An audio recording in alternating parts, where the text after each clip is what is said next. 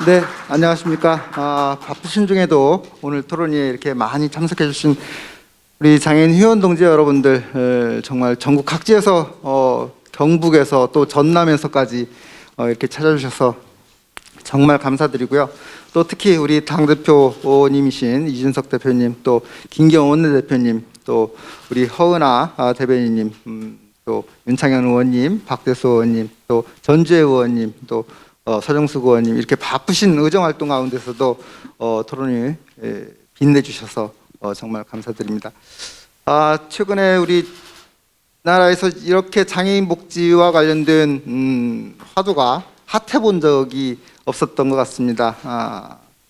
그렇지만 우리 국민 모두가, 또 정치권이, 또 정부가 많은 관심을 갖고 꾸준히 노력해야 되는 그런 부분들이 없지 않아 있는데, 최근 이제 장애인 이동권 관련해서 이제 시위하고 하는 부분에 대해서 사회적으로 관심이 집중되고 있는데, 제가 뭐를 한 가지 소개를 드리자면, 그 이동권 영상을 외국 장애인들이 보고 많이 놀랍니다. 장애인들이 이렇게까지 하네. 그 다음에 장애인들이 지하철을 타려고 하는데 정부가 귀 기울여주고 94%까지 설치를 해놨네. 대한민국 대단하다, 원더풀. 그런데 그 다음에 놀라는 것이 But why? 왜 저렇게 전동 휠체어를 탄 중증장애인들이 어렵게 지하철을 타려고 하지?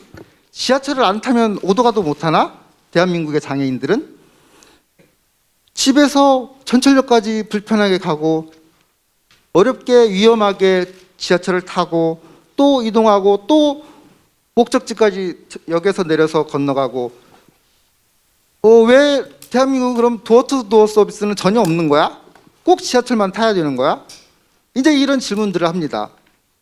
그래서 우리가 여기서 제가 말씀드리고자 하는 것은, 어떤 정책이든 어떤 서비스든 모든 문제를 100% 해결해 준다는 건 없다는 것입니다. 그래서 여러 가지 정책적 부안 대책 대안들을 만들고, 지하철로 안 되는 부분들은 또 특별교통수단으로 도어투도어 서비스를 제공해주고, 여러 가지 방안들을 만들어 놓고, 거기서 장애인이 내 처지에, 내 상황에 맞게 그 서비스를 선택해서 이용해 나가고 불편함이 없게 해주는 그런 정책이 마련되어야 한다는 것입니다. 그래서 오늘 토론에서 마련된 이 개인 예산제 역시도 하나의 정책으로 모든 것을 다 해결할 수 없이, 모든 장애인에게 똑같은 서비스, 똑같은 공급자 위주의 어떤 그런 서비스가 모든 문제를 다 해결해 줄 수 없다라는 점에서 각자 장애의 유형, 또 개인에 맞는 그런 요구되는 서비스,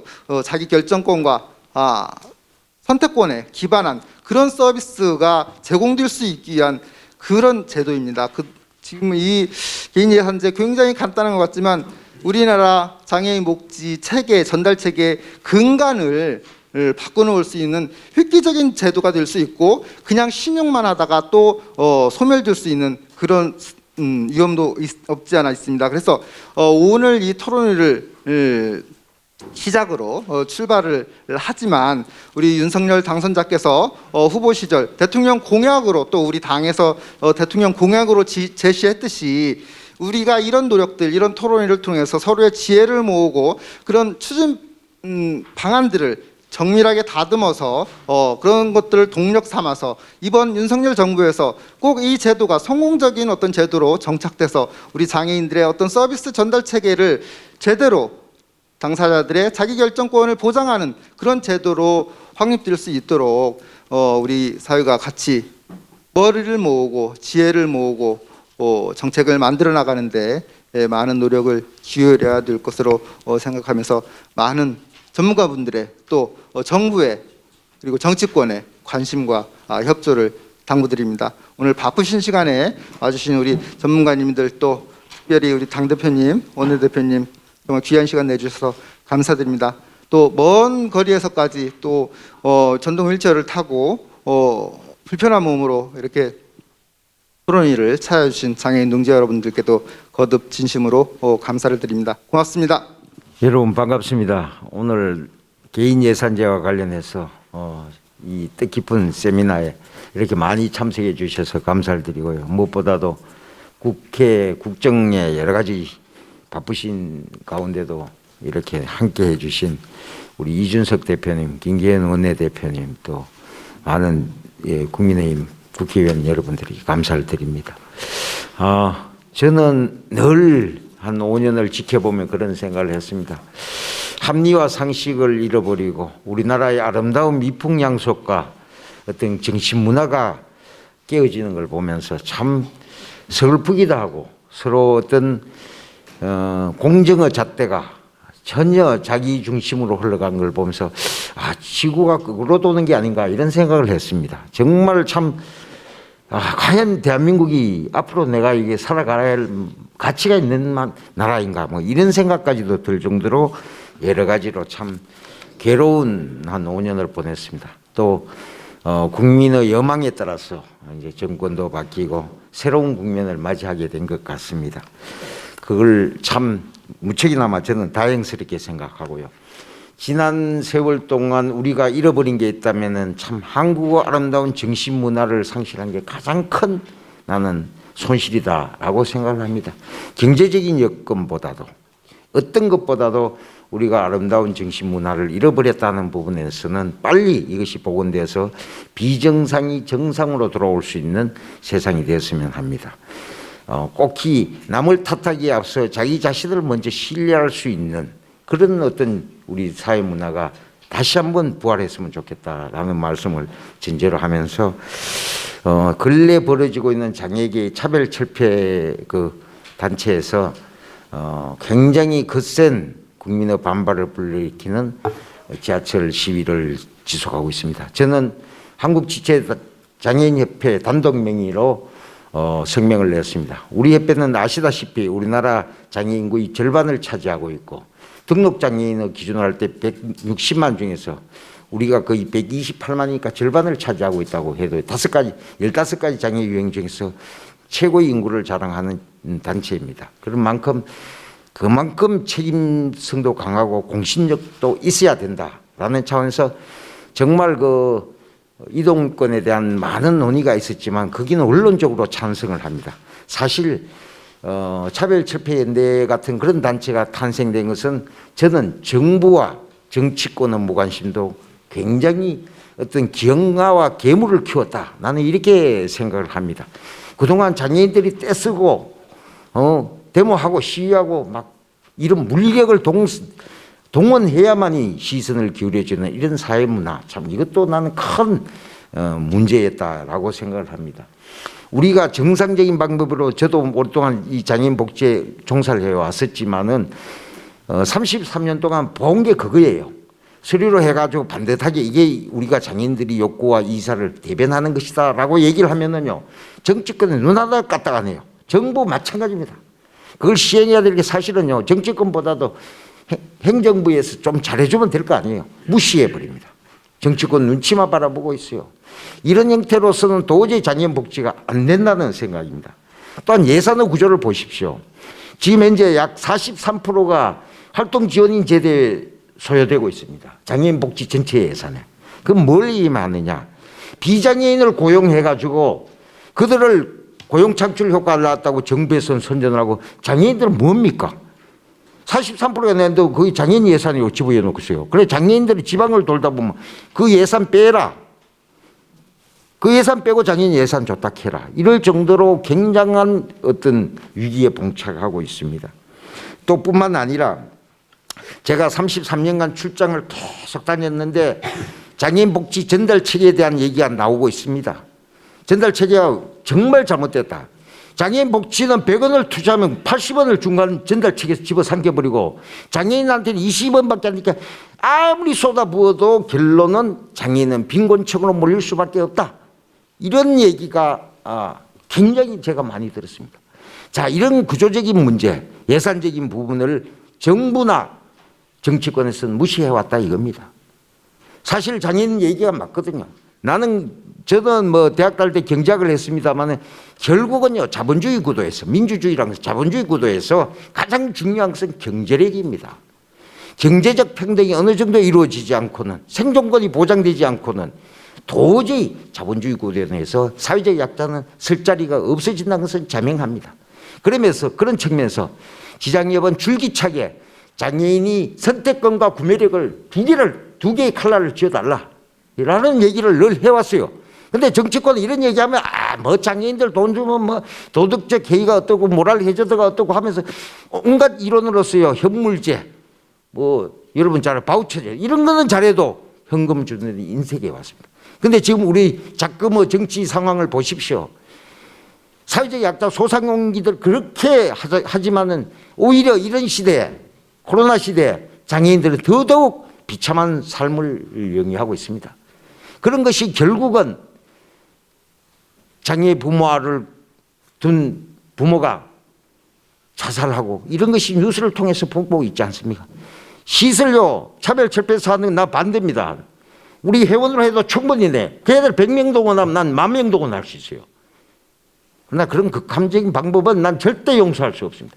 시민을 볼모로하고 사회적 운동, 장애인 운동도요. 국민의 정서와 같이 동조하고 시민적 지지를 받아가면서 하는 것이 나는 올바른 운동의 한 방향이라고 생각을 합니다.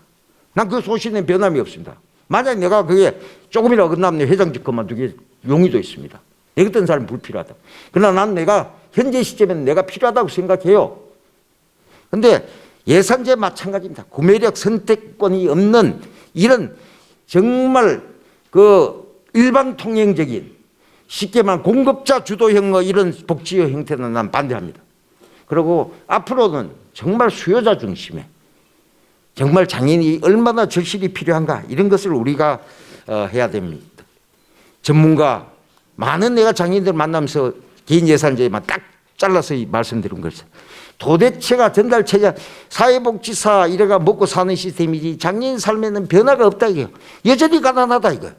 이 문제를 표면에 드러나고 있지는 않지만 밑으로 흐르고 있더라는 얘기입니다. 저변에 장애인. 그런데 정치권이나 전문가들은 그들의 이익에 몰입한 나머지 그걸 끝내 잘 드러내지 않고 있어요. 저는 오랫동안 지방을 다니면서 정말 기층 민중의 장애인들을 대하면서 느꼈던 애절한 그들의 호소, 눈물, 한탄, 그들의 원망 이런 걸 잊지를 못합니다.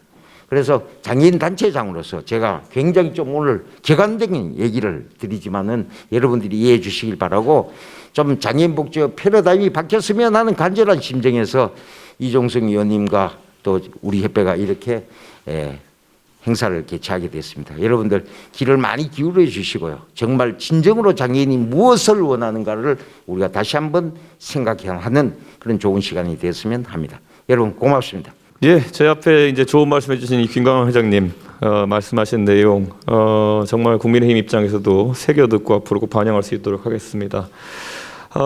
지금 우리나라에 있어서 장애인 제도에 대한 어떤 관심, 장애인 지원 제도에 대한 관심이 어느 때보다 높아져 있는 상황입니다. 이 상황 속에서 이것을 긍정적인 동력으로 치환하고 그것을 바탕으로 해서 실제로 수요자가 만족할 수 있는 복지 서비스를 만들어 나가는 것이 윤석열 정부의 첫 번째 장애인 정책 과제이다. 저는 이렇게 생각합니다.